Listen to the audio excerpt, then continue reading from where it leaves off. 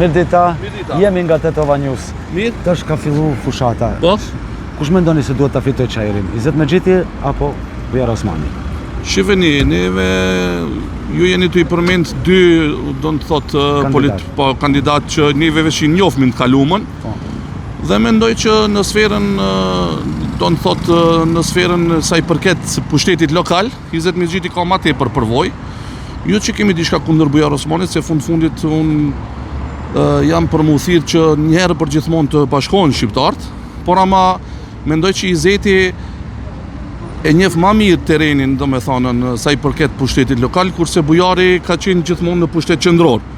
Po nuk do të thotë që Bujari s'mund ta bën këtë punë, po unë prapë them do të fiton më i miri, dhe në këtë rast mendoj që populli do të vendosë, verdikti i popullit do të vendosë në fund, po unë them që mendimi im dhe preferenca ime është prapë që të fiton Izeti.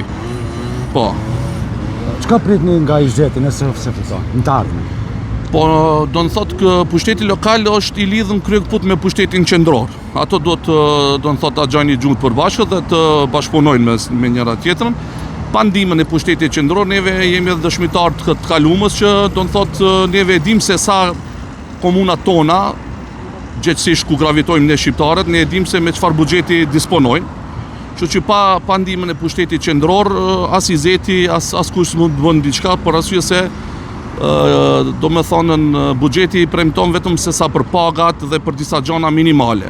Po për me bë diçka më tepër, projekte kapitale duhet patjetër të ketë ndihmën e pushtetit qendror. Dhe në këtë rast Izeti e njeh terrenin, neve gjithë nuk ka, mendoj, banor çajiri që Izeti do të thotë nuk ja ka shtri dorën aq sa ka mund.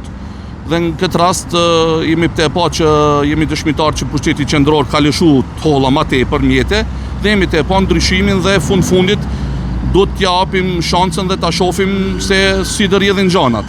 Faleminderit shumë. S'ka përse.